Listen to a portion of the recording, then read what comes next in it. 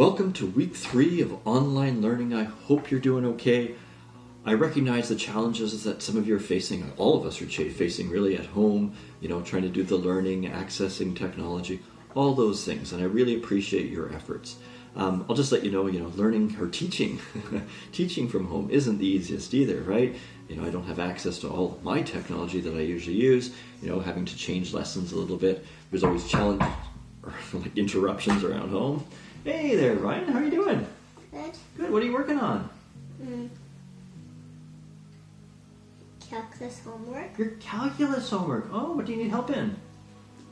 Differential equations. Differential equations. Well, come on over here and I'll help you out a little bit. Do you know the fundamental theorem of calculus? Yeah, he's pretty good. Good. I'll get you later there, okay? Good. Yeah, so if you look here, right, and you look at the...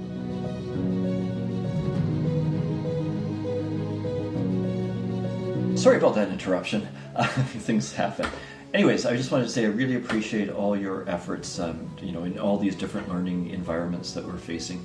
The other thing is, of course, each of our situations are different. You're taking on maybe different roles than you're used to. Maybe you're looking after siblings. Maybe you're responsible for cooking. Maybe you're, doing work outside of the home. And all those things are important.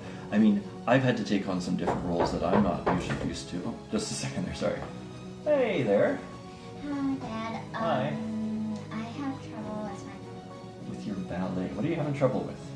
I'm having trouble with my first position. First position. Don't worry, I got this. Okay, so first position, right? The key thing is to have your feet out, okay? Your heels sort of together, and then just sort of bring your arms in like that. Yeah, you see that? Yeah. Yeah, good. Okay, good luck with your ballet. Okay, any other questions you can ask me, okay? Okay, thanks. You're welcome. Yeah, like I said, I've had to take on some different roles as well, and so I appreciate, what might be going on at your house. Just do your best to get the work done, and let me know if you've got any issues, and I'll do my best to help you out. All right, good luck with week 3, and we'll see you.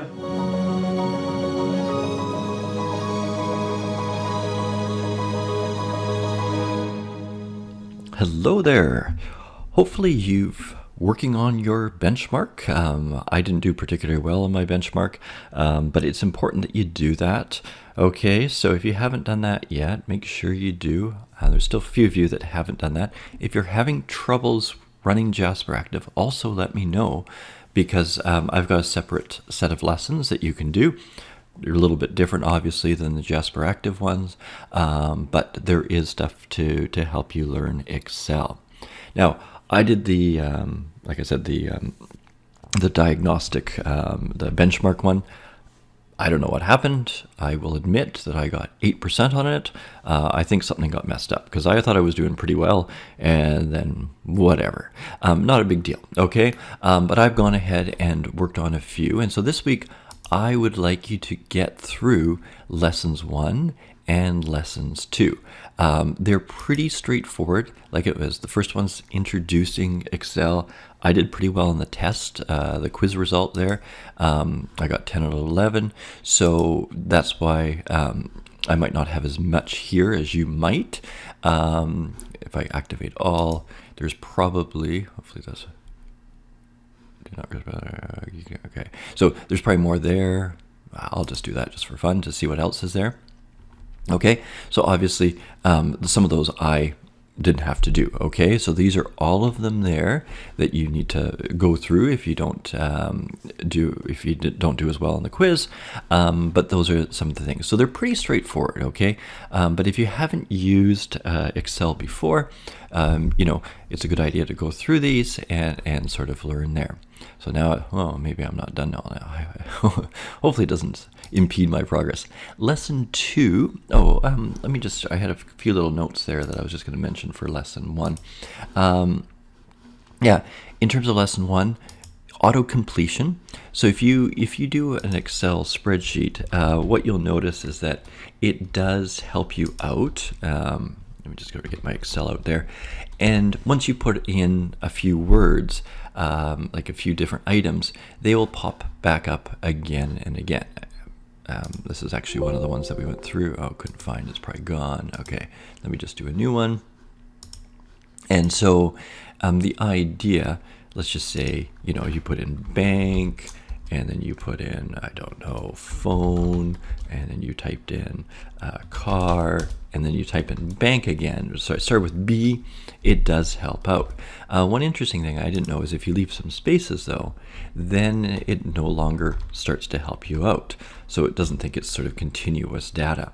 So the whole idea of not leaving blanks, very important, okay?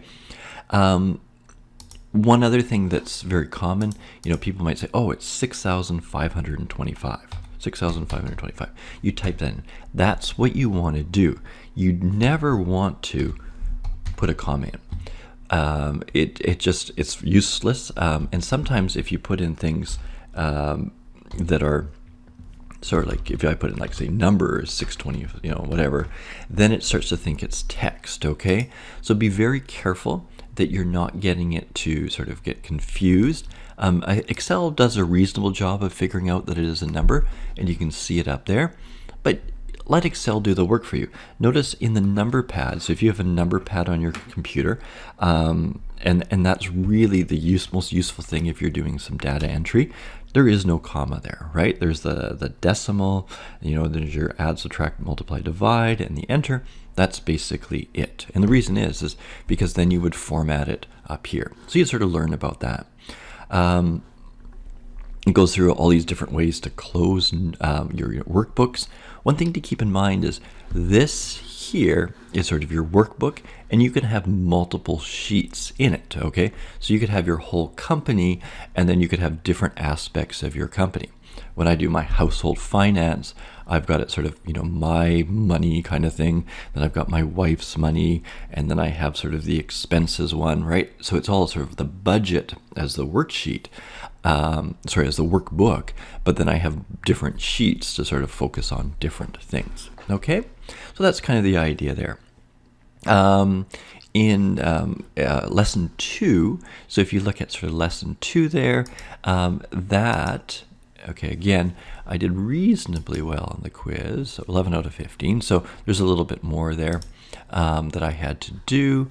They're talking about, sort of adjusting column width and rows in terms of their height, inserting and deleting cells.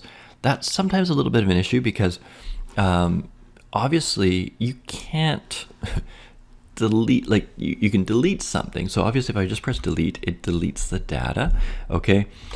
If I go in here and I actually try to delete the cell, okay, then it asks about shifting up and down. You can't have a missing cell, so you have to be a little bit careful about that, okay? So sometimes that's a little bit difficult to get the brain to work around, just because it's a little bit different.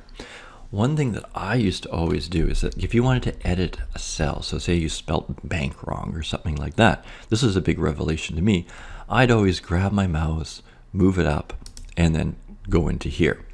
The really easy way, because that means you can never have to take your hand off the keyboard, which makes it easier in Excel, is that you put your mouse over top or put your cursor over top and then press F2. And by pressing F2, it goes into edit mode.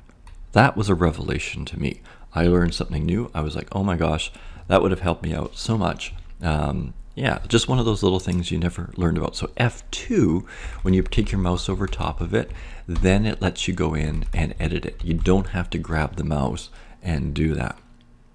Okay, so F2 was my big take home for that lesson. Yeah, for some reason, there's like about 20 different ways to rename sheets down here. Find one that you like and use that, okay? Don't worry about all the different ways. So that's going to be my suggestion this week, is get lessons 1 and 2 done. They're relatively straightforward. Like I said, I got those done. It didn't take me too long. Lesson 3, and I can see this becoming a little bit more challenging, is using the formula. So I don't know what did I get on that quiz there. 10 out of 11. Oh, I actually did pretty well. So using the formulas, a little bit more on the math side, okay? And so I'll probably next week give you a bit more of a lesson on some of these because I know they can be a little bit more challenging there. But yeah, try to get this week lessons 1 and 2 done. Okay, so introducing Excel and then learning how to use those cells. Okay, getting used to data and editing it and rows and things like that. Yeah, do your best to get those done. Okay, good. Let me know if you've got any problems. I'm usually online. We can sort of create a meeting and I can view your screen and help you out. I know sometimes, with Jasperactive, with the Word, you do something wrong, you got to start again. It's a bit of a pain, but I always think, it happened to me, I always think that that's going to help me learn it just that little bit better by reviewing it. All right, so good luck with that. And like I said, let me know if you've got problems and I'll help you out the best I can.